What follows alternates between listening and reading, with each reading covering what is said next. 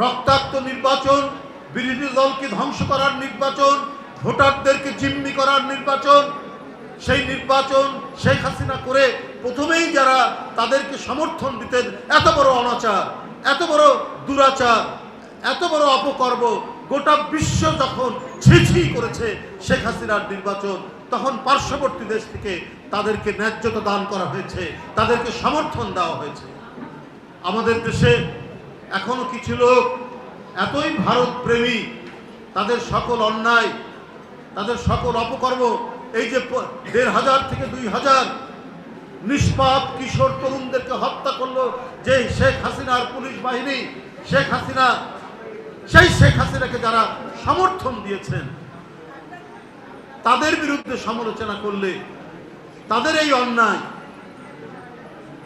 সমালোচনা করলে অনেকে ব্যথিত হন, বাংলাদেশে অনেকে ক্ষুব্ধ হন। আমরা পরস্পরের পাশাপাশি প্রতিবেশী দেশ, আমরা যুগ যুগ ধরেই আদান প্রদান করেছি, কিন্তু তারা যদি আমাদের দেশের কোনো অন্যায়কে সমর্থন করে, আমাদের দেশের রক্তপাতকে তারা যদি সমর্থন করে, আমাদের দেশের কোনো হত্যাকারীকে সমর্থন করে, আমার কি অধিকার নাই দিল্লির বিরুদ্ধে কথা বলার? আমার কি অধিকার নাই ভারতের সমালোচনা করার? আপনি এখানকার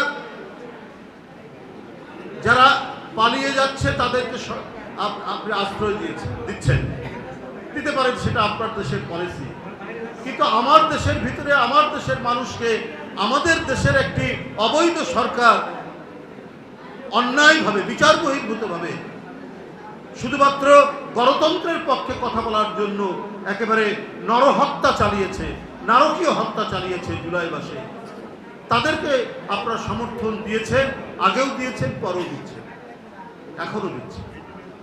তো আমরা কি তাদের বিরুদ্ধে সমালোচনা করতে পারি না? এমনিতেই তো দশকের পর দশক আমাদের সীমান্তে বাংলাদেশিদেরকে দেখলেই গুলি চালিয়েছেন, এই জন্য বহু পতাকা বৈঠক হয়েছে, কোনো কিছুই কানে দেননি।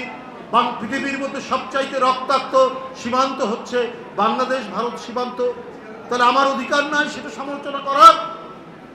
আপনারা ইলিশ মাছ নেবেন, আমরা বরাবরই ইলিশ মাছ রপ্তানি করেছি, এটা তো আমাদের কোনো আপত্তি নাই, কিন্তু আপনারা একের পর এক আমাদেরকে মেরে যাবেন, আমাদের প্রতি অন্যায় ব্যবহার করবেন, তারপরেও আমরা নতজানু থাকবো। বাংলাদেশের মানুষ বোধহয় এতটা কাপুরুষ না, আমার এতটা নতজানু না। তারা নিজের সত্তা, নিজের স্বাধীনতা, নিজের সার্বভৌমত্বের প্রতি তারা কঠিনভাবে বিশ্বাসী এবং নিজের দেশকে কারো কাছে নতজানু হতে দিতে চায় না। ৫৪টা নদীর পানি একতরফাভাবে আপনার যখন ইচ্ছা বন্ধ করবে, আবার আপনার দিকে বৃষ্টি হলে আপনি আগাম কোনো পূর্বাভাস না দিয়ে হঠাৎ করে ছেড়ে দিবেন, আর ১-২ দিনের মধ্যে আমাদের একটি বিশাল অঞ্চল প্লাবিত হয়ে গরু, বাছুর, মানুষ সব ভেসে যাবে। তারপরেও আপনাদের কাছে আমাদের নতজানু হয়ে থাকবে, এর বিরুদ্ধে কিছু কথা বলা যাবে। আমাদের দেশেও কিছু মানুষ আছে এত অন্যায় করার পরেও তারা মনে করেন যে না, ভারতের প্রতি আমরা নতজানু হয়ে থাকবেন। আমাদের দেশে কিছু বুদ্ধিজীবী, কিছু সুশীল সমাজ তারা এইরকম মনে করে। তা আমার মনে হয় এইটা আর বেশি দিন চলবে না। আমাদের বাণিজ্য হবে, সব কিছু হবে, কিন্তু আমরা যেমন আপনাদের সৎ প্রতিবেশী, আপনাদেরকেও আমাদের সৎ প্রতিবেশী হিসেবে আমাদের স্বাধীনতা, আমাদের সার্বভৌমত্ব, আমাদের মানচিত্র, এর প্রতি আপনাদের রেসপেক্ট, আপনাদের সম্মান দেখাতে হবে।